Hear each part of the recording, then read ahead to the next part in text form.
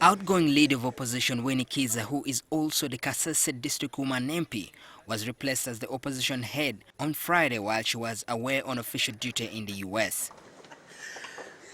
On Monday morning, on hearing that Kiiza was at her office in the parliamentary buildings, anxious journalists who had been waiting throughout the weekend followed her.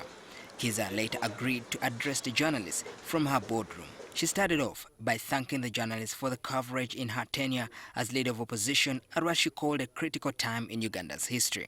Most especially my friends in the media. However, Kiiza said she had not received any official communication in regard to the changes. I hear about changes. I'm not yet informed about changes. I therefore can't substantively comment on changes that I have not been informed about. The MP also said she was not consulted or informed prior to the changes. I've never been consulted about any matter, but I've been consulted on matters regarding FDC. Not necessarily matters to do with the change of leadership. Even then, the Kasese woman MP said she was ready to leave office and pave way for the incoming Leader of Opposition, Gulu woman MP Betty Awol Ochan. And I would welcome my sister Betty Awol to take up the position. Kasilo MP Elijah Cooper noted that such changes without consultation could cause unhealthy relationship in the FDC party. In the document announcing the changes, FDC referred to the Leader of Opposition as a Leader of Minority in Parliament. But Kasilo County MP Elijah Cooper said such a title was not recognized in the Constitution or even in the parliamentary rules of procedure. He was concerned that such actions could turn FDC into a laughingstock. I cannot allow the party I belong to make the party I belong to, which I formed, we sacrificed, we tear gas, to be a laughingstock. I think the leadership must take us seriously. Kasese Municipality MP Robert Centenary Wambale raised similar concerns, saying little or no consultations would undermine not only FDC but the entire opposition. In Parliament is to undermine their existence and authority. And therefore, to me, I think this is not an FDC affair, it is an affair of the entire opposition leadership.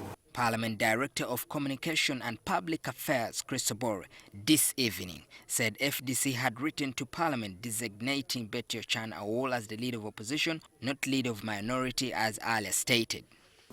So we just got it this evening. And in the letter, which I have a copy here, the Leader of the Opposition is Honorable Awol Betty Ochan. However, the letter is silent on the new chairpersons of the committees. It's not clear whether the FDC Secretary General Nathan Nandala Mafabi, who returns as the chairperson of the Public Accounts Committee, will include his name and that of others in another letter. On when the changes would take effect, Oboi said the Speaker would make a pronouncement on the matter in the House. So as of now, the notification to the Speaker has arrived. The Speaker has to inform the House officially about these changes. Yeah. There are claims that members who didn't support Amuriat during the FDC presidential race in November 2017 were removed. Kasilo MP says if that were true, the FDC leadership would be treading on dangerous grounds. That if it is true, is targeted to achieve that those who did not support Amuriat are kicked out.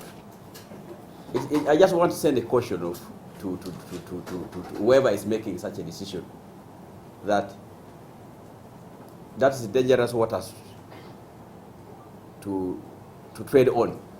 Meanwhile, in Kasese, some FDC leaders have raised concern that by removing Winnie Kizza, FDC has betrayed one of its strongholds.